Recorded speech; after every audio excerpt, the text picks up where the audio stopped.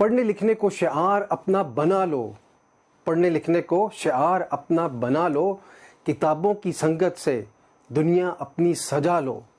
यूं ही ये पल सदियों की बाहों में सिमट जाएंगे, यूं ही ये पल सदियों की बाहों में सिमट जाएंगे, सदियों की संगत को अपना साजो समर बना लो।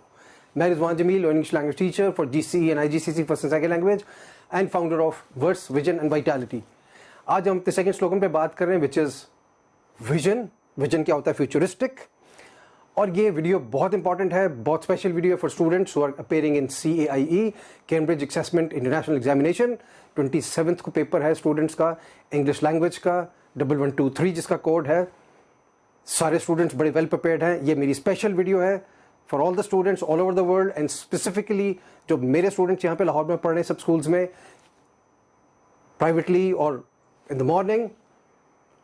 3 प्लान पॉइंट, 3 पॉइंट फॉर्मूला सब स्टूडेंट्स के लिए। 3 पॉइंट फॉर्मूला मेरे वाला आप सबके लिए। पहला पॉइंट, सारी बुक्स नहीं पढ़नी।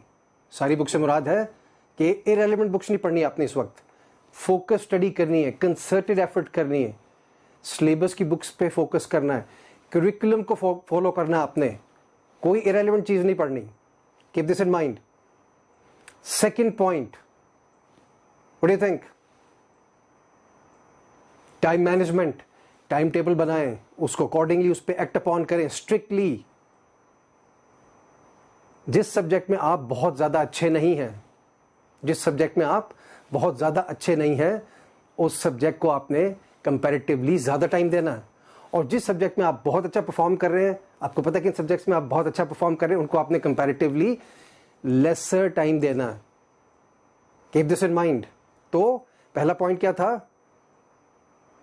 सिलेबस की बुक्स, करिकुलम की बुक्स, स्पेसिफिक बुक्स।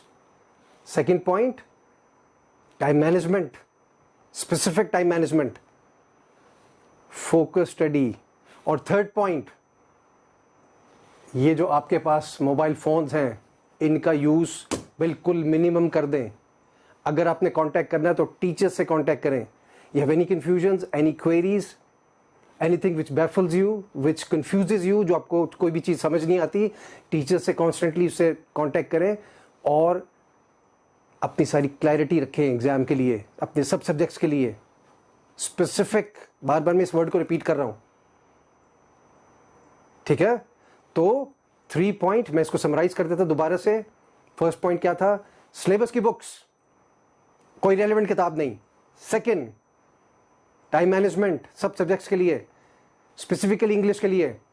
जो भी आपने क्वेश्चन अटेम्प्ट करना है उसके लिए आपने घड़ी रखें पास और सामने टाइम मैनेजमेंट करके उसको पूरा प्रैक्टिस करें, ताकि एग्जामिनेशन हॉल में आप वेरी कन्वीनियंटली जाके और बहुत ईजफुली जाके एग्जाम आप उसको जो है अपीयर हो उसमें।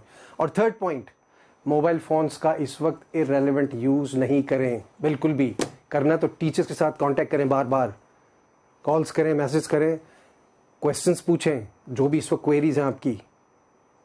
ये 11th आवर चल रहा है हमारा, लास्ट लैप है पेपर्स के लिए, तैयारी के लिए। Follow the instructions. इस वीडियो को शेयर करें सब स्टूडेंट्स के साथ, ताकि सब स्कूल्स में सब लोग इससे लर्न करें और फोकस स्टडी करें, कंसर्न स्टडी करें। क्लियर? सी यू देयर इंशाल्लाह in the examination hall. All the very best for you. Allah Hafiz.